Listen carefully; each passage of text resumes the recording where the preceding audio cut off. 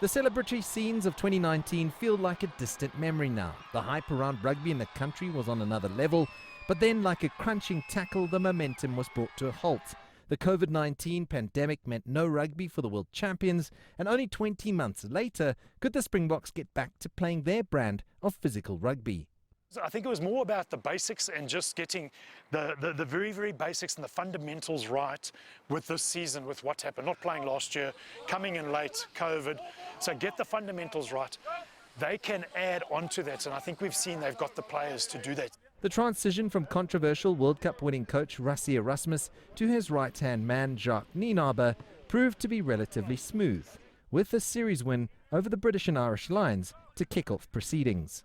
I think one thing that the Springboks have really got right is consistency in team selection.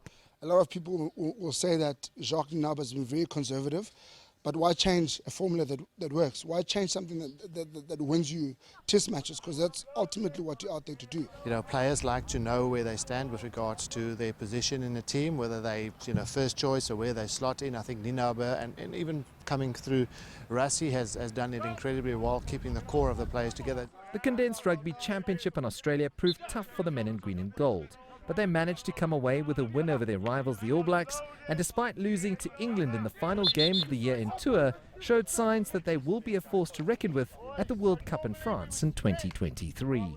This is almost the start now of the next sort of cycle to the next World Cup. And they'll be going in there not to defend the World Cup, I think they'll be going in there wanting to win it.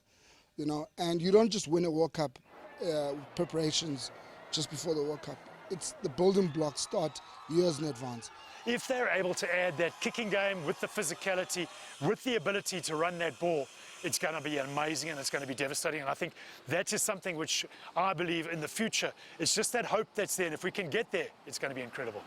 It has been an extremely testing year for the reigning world champions, who despite biobubbles months away from their families, COVID outbreaks and back-to-back defeats to Australia, have shown remarkable resilience to claim a series win over the British and Irish Lions, as well as end the year as the top-ranked side in world rugby. 2022 promises to be just as grueling, but with an established squad and a winning mentality, they will still be the side to beat.